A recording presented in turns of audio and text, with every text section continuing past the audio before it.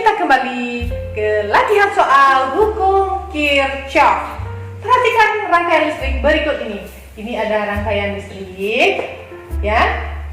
Bisa Anda lihat ya angka-angkanya. Besar dan arah kot arus pada hambatan 5 ohm adalah berapa arus yang mengalir di 5 ohm? Kalau seperti ini Ananda, rangkaiannya memiliki 2 loop. Ya. Ini berlaku hukum Kirchhoff, baik hukum yang pertama dan juga hukum yang kedua. Untuk menyelesaikan soal ini, yang pertama langkah kita adalah menentukan arusnya, mana arus yang masuk dan mana arus yang keluar. Terserah ya, apakah Anda mau di titik mana? Nah, tapi kalau lebih baiknya titik percabangan yang banyak.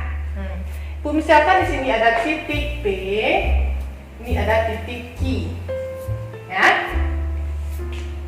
Ibu mau melukiskan arus yang masuknya di sini dekat 5 ohm dan arus yang keluarnya ke sini dan ke sini. Bu, misalkan arus yang masuk itu I1, yang keluar di sini I2, dan keluar I3. Ditanyakan kuat arus pada hambatan 5 ohm. Kalau pada 5 ohm, kuat arusnya mengalir apa? I1, maka yang ditanya di sini I1. Dan selanjutnya, setelah kita menentukan arah arus yang masuk dan keluar, kita menentukan arah loop. Untuk menentukan arah loop, lebih baiknya searah dengan arus, ya. Jadi kalau kita lihat di sini, Ibu misalkan ini loop 1, loop yang pertama, arah arusnya kan sini ya, berlawanan arah jarum jam. Nah, kita lihat aja panahnya ini. Jadi arah loopnya seperti ini. Ya, itu untuk loop 1. Untuk loop yang kedua, nah, kemana ini arahnya? I1 melewati I2. Ini arahnya searah jarum jam. Di loop yang kedua. Baru bisa kita masuk ke dalam perhitungan. Oke, kalau seperti ini soalnya berlaku hukum Kirchhoff yang pertama dan Kirchhoff yang kedua. Hukum Kirchhoff yang pertama, apa bunyinya? Sigma I masuk sama dengan sigma I keluar. Nah, jadi di rangkaian mana yang masuk tadi? I1 ya. Yang keluar dari titik percabangan titik P adalah I2 dengan I3. Jadi di sini I1 sama dengan I2 ditambah I3.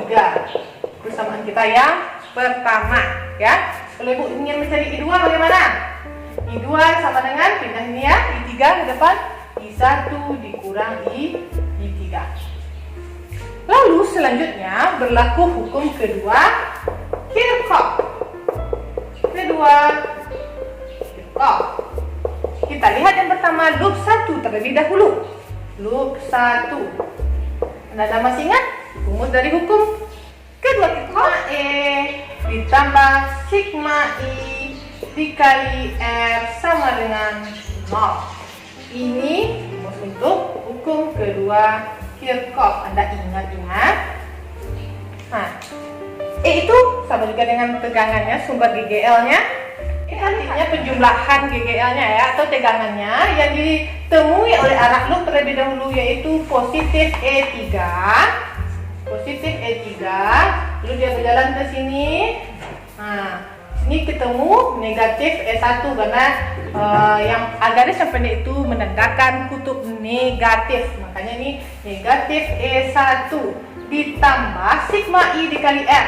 I-nya yang dilalui oleh loop 1 adalah I3 juga dengan R3.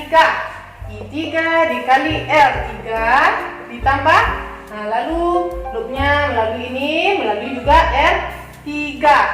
Ini R1 ya. Ini R1 dikali I1. Ini I1 dikali R1 sama dengan 0. Kita masukkan angkanya. E3 berapa? 10 volt. Dikurang E1 berapa? 5 volt. Ditambah I3 belum diketahui. R3 di sini 10 ohm. Ditambah I1 dikali R1 sama dengan 5 ohm. Sama dengan 0. Maka kita selanjutnya Kita lanjutkan ke sini. Lalu kita kurangkan 10 dikurang 5 sama dengan berapa? 5 volt. Dikalikan ya, ditambah 10 I3 ditambah ini dikalikan juga ya, 5 I1 sama dengan 0. Lalu kita pindah luaskan ya. Kita pindah luaskan 5 volt ini ke kanan jadi negatif. Ini 10 I3 ditambah 5 I1 sama dengan 5 volt. Sama-sama bisa kita bagi 5 ya. Sama-sama kita sederhanakan bagi 5. Ini hasilnya adalah bagi 5 2 ya. 2 I3 ditambah I1 sama dengan 5. Nah ini 5 bagi 5 1 ya, min 1 volt. Ini persamaan yang pertama. Selanjutnya kita perhatikan loop yang kedua. Loop yang kedua, ini dia ya. Loop yang kedua sama juga kita gunakan persamaan hukum kedua Kirchhoff. Sigma E ditambah sigma I kali R sama dengan 0. Lalu kita jumlahkan E-nya. E apa? Yang dilalui oleh loop 2 ada E2. Nah, di sini dia lalui kutub yang positif terlebih dahulu, lalu lanjut ke sini kutub yang negatif E1. Maka nanti persamaannya E2 dikurang E1 ditambah I yang dilalui adalah di sini I1 dengan R1. I1 dikali R1 ditambah melalui I2 dikali R2. I2 dikali R2 sama dengan 0. Lalu kita masukkan angkanya. E2 berapa? Di sini E2 15 dikurang E1 5 ditambah I1 dikali R1 5 ditambah I2. I2 dikali R2 10 ya, sama dengan 0. Kita sederhanakan ya, 15 kurang 5 10 ditambah 5 I1 ditambah 10 I2 sama dengan 0. Kita pindah luaskan 10. 5 I1 ditambah 10 I2 sama dengan min 10. Ini sama-sama kita bagi 5 ya. Hasilnya menjadi I1 ditambah 2 sama bagi 5 ya, bagi 5 juga. I2 sama dengan min 2. Ini persamaan yang kedua. Bagaimana menentukannya? Kita gunakan substitusi dan juga eliminasi. Pelajaran matematika. Nah, selanjutnya kita substitusikan persamaan 1 ya ke I3. Jadi di sini bersama tentukan 2 I3 ditambah I1 sama dengan min 1. I3 kalau di sini kita mencari I3 bagaimana? I3 sama dengan I1 dikurang I2. Kita ganti ya, I3-nya menjadi I1 dikurang I2 ditambah I1 sama dengan min 1. Lalu kita kalikan ke dalam ya. 2I1 dikurang 2I2 ditambah I1 sama dengan min 1. Mana yang sama-sama I1 variabelnya kita sederhanakan. 2I1 ditambah I1 berapa? 3I1 dikurang 2I2 sama dengan min 1.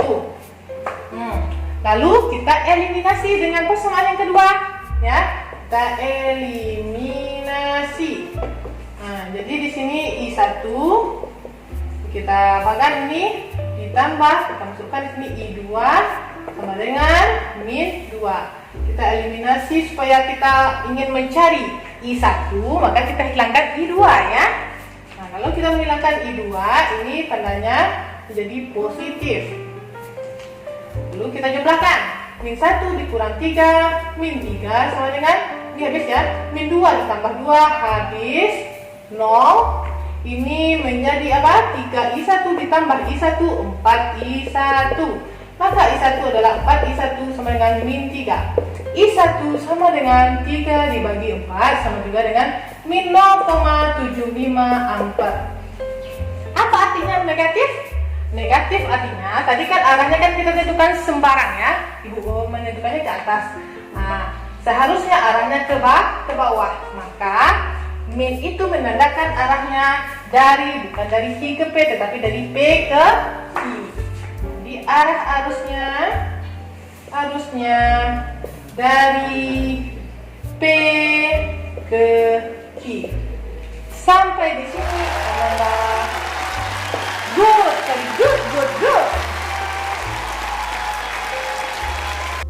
Oke, ini tugas Ananda. Jangan lupa di screenshot ya. Keep spirit, you soul spirit, always spirit.